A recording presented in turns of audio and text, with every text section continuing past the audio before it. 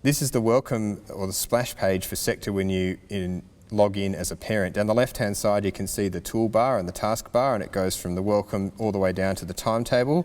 In the top right-hand corner there's the orange and yellow icon. That's showing that there's some messages there and some different elements being flagged as well.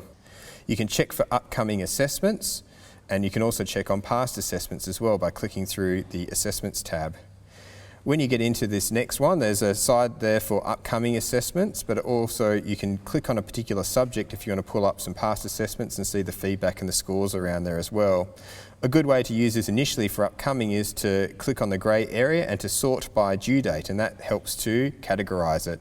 Assessments are actually categorised by different subjects, so you need to scroll up and down to be able to see the different subjects and when assessments are coming up and what might be involved. When we get into an actual task that comes back, this is where the real benefits of SEQTA come into play, because there can be, at times, the mark, there can be percentages. Some tasks have rubrics attached to them as well, and they might be highlighted to show what happens within or how your child scored for that particular task. Teachers can type up feedback in this area. And there's also elements where students can also write up their feedback as well. Here's a slide demonstrating some of the different types of feedback being provided. On the left-hand side of the screen, there's been a rubric that has been highlighted to show where this particular student has scored. There's also some teacher files attached, and for this particular teacher, they annotated their task and then uploaded it to be able to see. On the right-hand side of the screen, it's got what shows the submissions. So in this particular section here, it shows what the student has submitted, so you can match up the feedback with what your child has uploaded, if that was required for this particular task. And there's also a Your Reflection section. This is where the students can type up their reflection on an assessment and can go through and really think about what they did well and what they might need to work on for the next zone. Further on down, you can reach to courses. Under the courses section, this is where you can actually see and search for course outlines and assessment outlines. They're often uploaded as PDF or Word documents. Some of these are still getting updated as we're coming out of the COVID remote learning plan. There's also a spot within SEQTA to be able to go to a particular day of the week and also to see what's happening today. So some subjects upload all of their content out through SEQTA, others might be using OneNote to distribute their content information.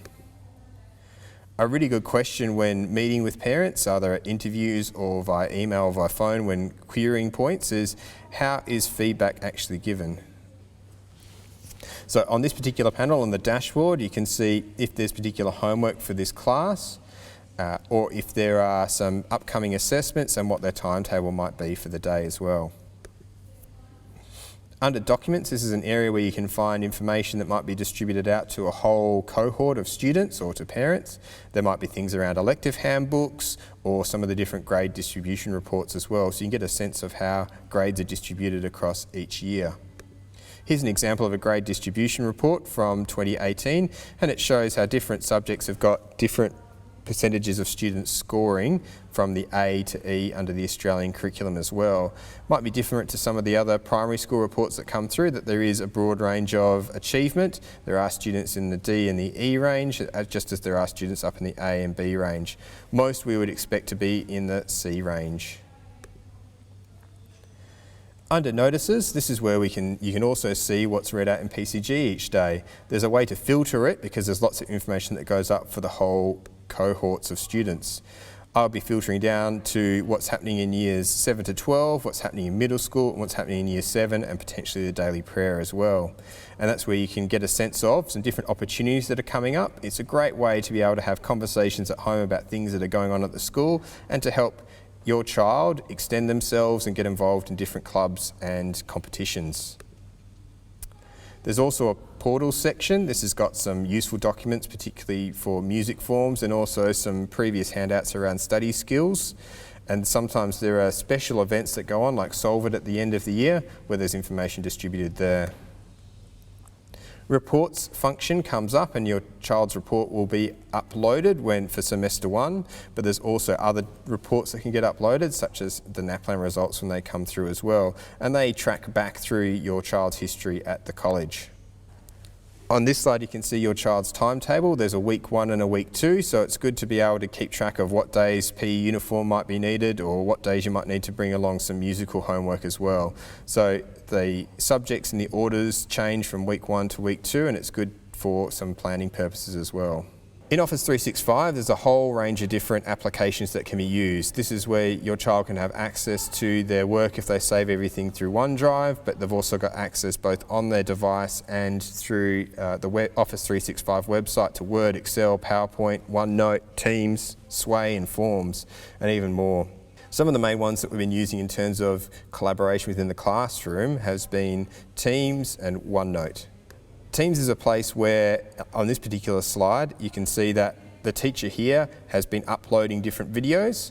Teams has got the advantage in that it can hold large video sizes, sometimes larger than SEQTA. So it's a good way to be able to link out to different videos and explanations and direct instruction. There's also a file section where videos can be stored and be found for a later date as well. So it does have that element of organisation behind it. Education Perfect is a tool where content can be distributed, and it often is quite interactive.